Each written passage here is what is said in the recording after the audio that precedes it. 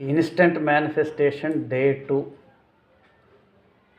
మనం ఇమీడియట్గా money manifest చేయటం కోసం అని చెప్పి నిన్న ఒక టెక్నిక్ చెప్పుకున్నామండి. ఇవాళ రెండో టెక్నిక్ ఏంటంటే, ఇది ఒక అద్భుతమైన టెక్నిక్. మనం రోజు బియ్యం తీసుకుంటాం కదా, బియ్యం అనే దానికి అద్భుతమైన ఐశ్వర్యాన్ని, సంపదని, డబ్బుని ఆకర్షించే శక్తి ఉంది. 1 కేజీ 2 కేజీలు ఒక మూకుడులో బియ్యం తీసుకొని దాన్ని ఉత్తర దిక్కు పెట్టుకొని ఒక సంకల్పం చెప్పుకోండి. శ్రీమాత, దయచేసి నాకు 10 లక్షల రూపాయల డబ్బు, సంపద, ఐశ్వర్యాన్ని ప్రసాదించండి. ఎంత డబ్బు అయితే అంత డబ్బు.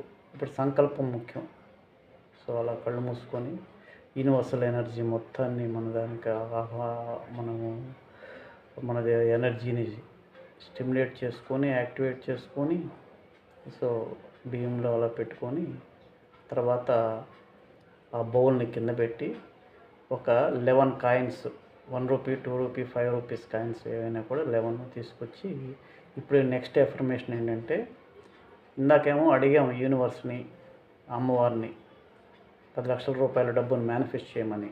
ఇప్పుడు ఏం చేస్తున్నామంటే, ఇచ్చినందుకు కృతజ్ఞతలు చెప్పుకోవాలి. అలా 11 టైమ్స్ శ్రీమాత, నాకు 10 లక్షల రూపాయల డబ్బుని ఇచ్చినందుకు హృదయపూర్వక కృతజ్ఞతలు. ఇదే ఎఫర్మేషన్. ఒక్కొక్క కాయిన్ని మళ్ళీ బియ్యంలో వేస్తూ, శ్రీమాత, దయచేసి నాకు 10 లక్షల రూపాయల డబ్బును ప్రసాదించినందుకు హృదయపూర్వక కృతజ్ఞతలు. ఇలా 11 టైమ్స్ సేమ్ రిపీట్ చేయండి. రిపీట్ చేసి ఆ కాయిన్స్ అందులో వచ్చేసి అక్కడే పెట్టేయండి, ఉత్తర దిక్కులో పెట్టుకొని.